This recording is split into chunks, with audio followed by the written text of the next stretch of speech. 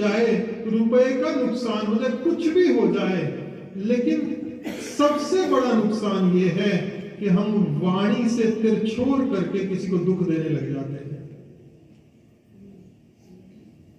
कपिल भगवान ने कहा, जब जीव एक दूसरे को भला बुरा कहते हैं, मां सबके हृदय में मैं बैठा हुआ हूं, उनके हृदय में बैठा हुआ परमात्मा दुख पाता है। ईश्वरे सर्वभूतानां हृदयेषु अर्जुन तिष्ठति, ईश्वर सबके हृदय में वास करता है। और जब जीव राग द्वेष से युक्त होकर के एक दूसरे को दुख पहुंचाते हैं, तो उनके अंदर दुख पाने वाला स्वयं भगवान को दुख हो जाता है।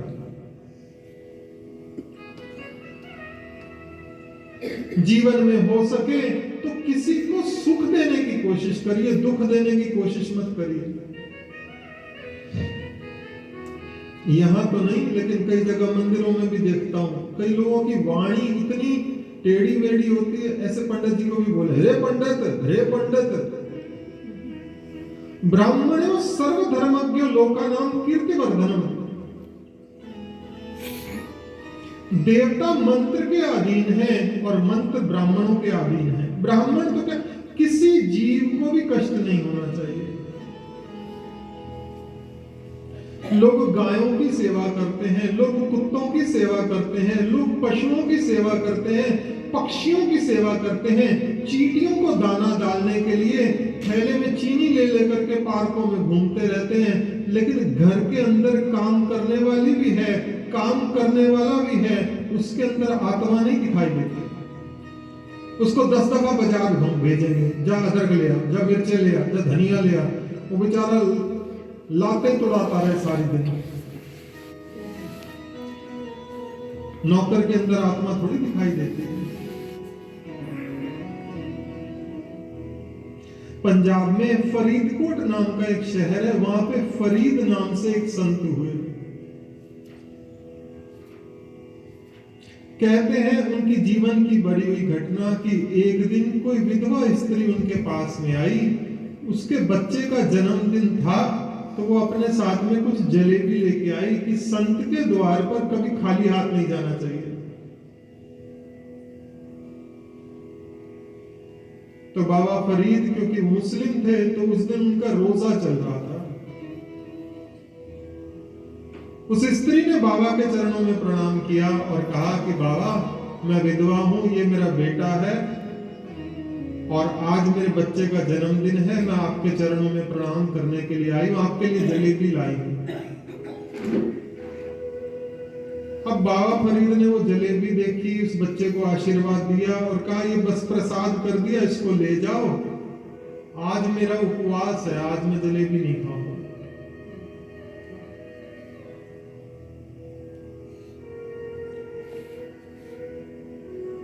अब वो गरीब स्त्री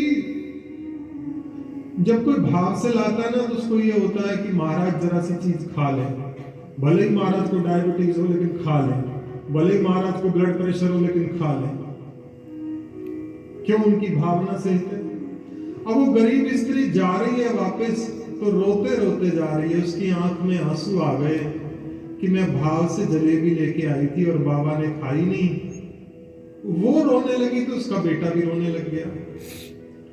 बाबा फरीद ने उनको बुलाया, उनकी जलेबी ली और खा ली। उनके चेलों ने कहा, आपने रोजा तोड़ दिया, गुनाह कर लिया, कुफ्र कमा लिया, शिरक लगेगा। बाबा फरीद ने कहा, रोजा टूटे तो 1000 बार टूट जाए, किसी गरीब का दिल अगर टूट गया ना, तो खुदा मेरी बंदगी कभी कबूल नहीं करेगा।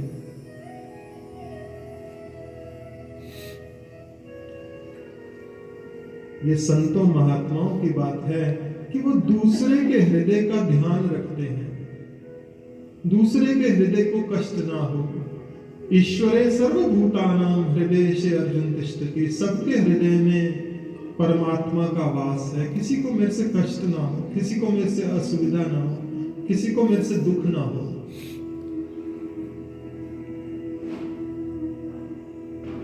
क्योंकि सृष्टि चक्र का नियम है कि संसार सृष्टि में जो कुछ आप छोड़ रहे हो, वही घूम फिर करके आपको प्राप्त होगा।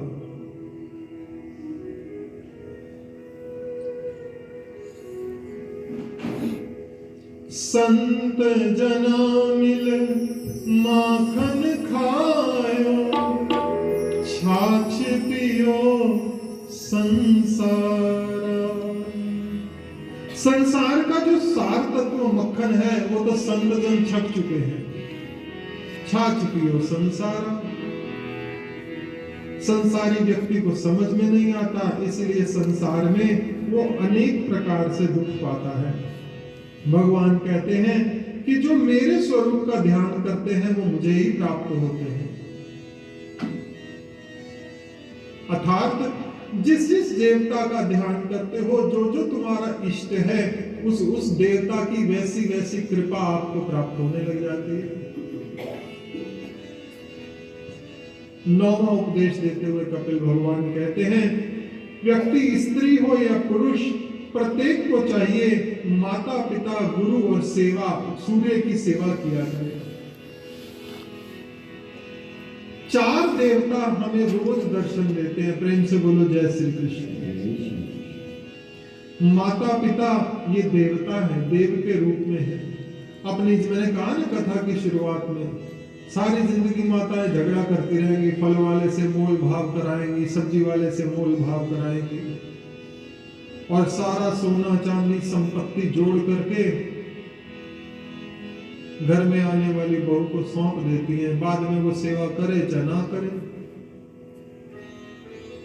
संसार में एक सुई भी मांगो तो कोई देता नहीं, लेकिन माता पिता अपनी संतान को दे देते हैं।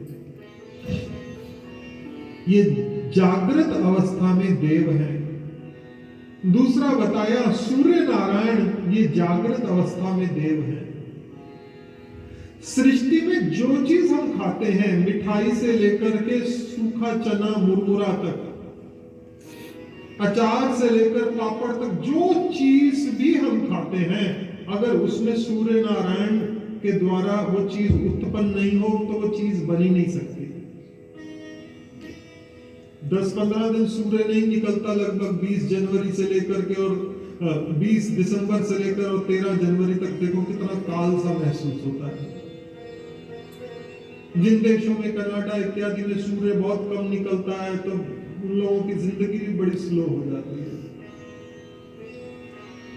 गेहूं चावल जो चीज भी हम खाते हैं वो अन्न के द्वारा पैदा होती है। अन्न सूर्य नारायण की कृपा से पैदा होता है और सुबह उठते ही सूर्य नारायण रोशनी देता है। कभी सूर्य नारायण ने आपके घर में बिल भेजा क्या? कभी इलेक्ट्रिसिटी का बिल आया सूर्य नारायण की तरफ से? नहीं। और चौथा बताया अतिथि, घर में जो मेहमान आ जाए वो भी जागृत में देवता ही है। माता पिता, अतिथि, गुरु और सूर्य, ये चारों के चारों जागृत अवस्था में देवता है। अतिथि की सेवा करो जो घर में आ जाए। गुरु भी जागृत अवस्था में देवता है। गुरु की सेवा कैसे करें? कल भी बताया था। गुरु की सेवा ये नहीं कि उनके हाथ पैर दबाओ। गुरु की सेवा बस यही है कि उनके वचनों के अनुसार अपने जीवन को यापन करो। एक अलग भजन दे लीजिए आचार्य 5-7 में। आज कथा जरा सिंपल हो रही है, हंसाना कम है आज है। अभी हंसाएंगे कथा के बाद।